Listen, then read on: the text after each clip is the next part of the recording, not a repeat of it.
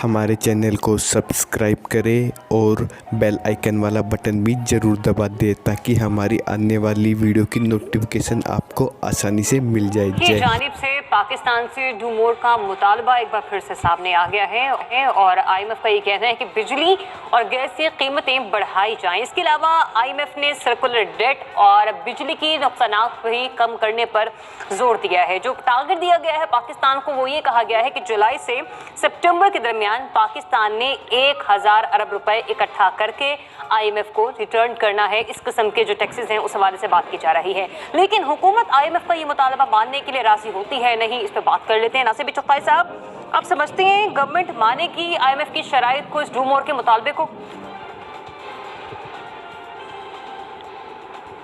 देखिए, गवर्नमेंट ने मुआहदा किया हुआ IMF से, IMF की शराइत के ऊपर, और वो जब भी IMF शर्त लगाती है तो वो इस मुफाद उसके अपने मुफाद में होती है कि ये इतना टैक्स लगा दें कि मेरा कर्जा वापस कर सके। वो गारंटी लेती है इस बात की कि आप कर्जा वापस करने के लिए इक़दाम करेंगे। तो हुकूमत को जो इक़दाम तजवीज़ की IMF ने, हुकूमत ने वो करने हैं, चाहे ना चाहें, रोएं गाएं, कुछ भी करें, माजी की हुकूमतों को बुरा भला कहें, 72 साल के निज़ाम को बर्बाद कर दें, बुरा, लेकिन करना वही है।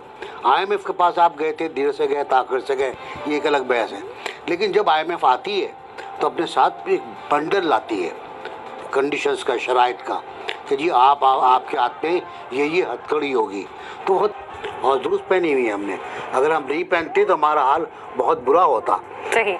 मोना ABC ने भी कहा कि गवर्नमेंट ने IMF से मुआहदा किया हुआ है। मैं एक पॉइंट यहाँ पे ऐड कर दूं कि अगर मुआहदा IMF से है तो एक वादा आवाम से भी है। इस साल के बजट में किया गया कि दिसंबर 2020 तक अब बिजली और गैस की कीमतों में इजाफा नहीं किया जाएगा। तो बताइए, फिर मानेगी मुतालबा ये गवर्नमेंट?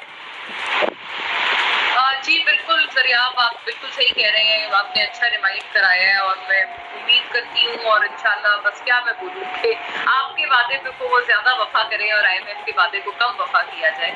लेकिन बात ये बिल्कुल दुरुस्त है, IMF अपने साथ एक शराइत का अंबार लेके आता है। IMF का साइकिल एक विशेष साइकिल है। इस दफ़ा IMF के साथ हम जिस डील में है वो उसमें शराइत और मुश्किल है और काफ़ी वीक ग्राउंड्स पे है पाकिस्तान। FATF की तलवार अलग हमारे सर पे लटक रही है। IMF इस दफ़ा बड़ा वेटेज दे रहा है, ये भी एक हैरत की बात है कि जी FATF ने आपको ये कहा है तो वो कहा है वगैरह वगैरह। मुझे लगता है कि बाकी इनको करना पड़ेगा। अगर ये इस्लाहात नहीं करते हैं तो इनको इसी तरह से टैक्स कलेक्ट करना पड़ेगा, यानी कि इनडायरेक्ट टैक्सेस का इन्हिसार करना पड़ेगा। इसके अलावा मुझे कोई और रास्ता समझ नहीं आ रहा। ऑलरेडी कोई 212% तक मेरा ख्याल है गैस के बिल बढ़ चुके हैं, क्योंकि जो सब्सिडी पहले दी गई थी वो विड्रॉ की थी और पहले जो डील्स लगी IMF के साथ उनको हम किसी न किसी तरह आमादा कर लेते थे कि जी ये सब्सिडी इंटैक्ट रहने दें। मुझे लगता है इनको चाहिए मजीद बातचीत करें। आवाम यकीनन मजीद महंगाई का बोझ सूरत हाल में नहीं उठा सकते हैं, मुझे लग रहा है, लेकिन फिर भी मैं एक चीज़ मुझे लगता है कि ये गालिबन करेंगे। उसका रीज़न मुझे ये लगता है कि वज़ीर आज़म साहब ने इससे कुछ रोज़ पहले एक कॉन्फ्रेंस से खिताब करते हुए ये कहा था कि इस दफ़ा शदीद गैस का बहरान आएगा और साथ साथ उन्होंने ये भी कहा था कि जो सब्सिडीज हैं वो डायरेक्ट अच्छी जगहों पर नहीं लग रही और गुर्बत के खात्मे के लिए डायरेक्टेड नहीं है। तो लिहाजा वो एक ऑलरेडी हिंट मुझे लगता है दे चुके हैं कि वो मजीद सब्सिडीज अगर विड्रॉ करते हैं तो ये खदशा मुझे है। और मुझे लग रहा है कि जैसे उन्होंने प्रेपरेटरी स्पीच आवाम के लिए दी थी कि जैसे गालिबन अनफॉर्चुनेटली अगर कीमतें बढ़ानी पड़ जाए उनको, ये जो शराइत हैं इससे हुकूमत बखूबी वाकिफ है, इकोनॉमिक टीम को भी बखूबी पता है कि ये शराइत हैं IMF की तरफ से जिनको वो बहुत हार्ड प्रेस कर रहे हैं पाकिस्तान। जनरल साहब, मोना कह रही है प्राइम मिनिस्टर ऑटोमेटिकली एक इंदिया दे चुके हैं अवाम को, वो प्रैक्टिकली भी ऐसा ही करेंगे, मान लेंगे मुतालबा IMF का? देखिए ज़रियाब, ये गलती वहां से हुई या होती है जब हम IMF के पास जाते हैं।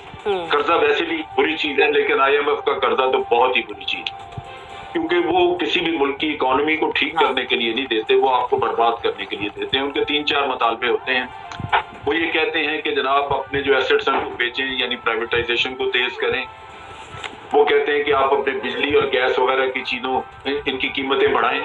जब आप इनकी कीमत बढ़ाते हैं तो आपकी कॉस्ट ऑफ प्रोडक्शन फैक्ट्रीज में बढ़ जाती है, जिसकी वजह से आपकी एक्सपोर्ट्स बैठ जाती है, क्योंकि इंटरनेशनल मार्केट में आप कंपेटेबल नहीं रहते। फिर वो आपको कहते हैं अपना डिस्काउंट रेट बढ़ा दें, डिस्काउंट रेट यानी बैंकों में जब आप मार्कअप की शरह बढ़ाते हैं तो वो बिजनेस जो है वो बैठ जाते हैं इस वजह से कि कर्जा बड़ा महंगा हो जाता है। आपने देखा हमारा डबल डिजिट्स में और बड़े ज्यादा रेट्स थे। और उसके साथ साथ जो आपको टैक्स रिफॉर्म के नाम पे वो कहते हैं एडिशनल टैक्स लगाएं, उनको गर्ज होती है सिर्फ आपसे अपने पैसे वसूल करने की। उससे ये गर्ज नहीं होती उनकी कि ये कर्जा जो दिया है इससे कोई इनकी फलाह व बहबूद का काम होगा, वो तो होता नहीं। तो आपकी जब एक्सपोर्ट भी नहीं बढ़ेगी, कारोबार भी आपका एक्सपेंड नहीं होगा क्योंकि आपके मार्कअप रेट वगैरह इस तरह के हैं, तो फिर ले दे के आप लोगों की जेबों से निकालेंगे, इसके अलावा तो हाल ही कोई नहीं। तो आज नहीं बढ़ाएंगे तो कल बढ़ा देंगे, ये बढ़ेंगे सही, इसके अलावा कोई चारा नहीं है।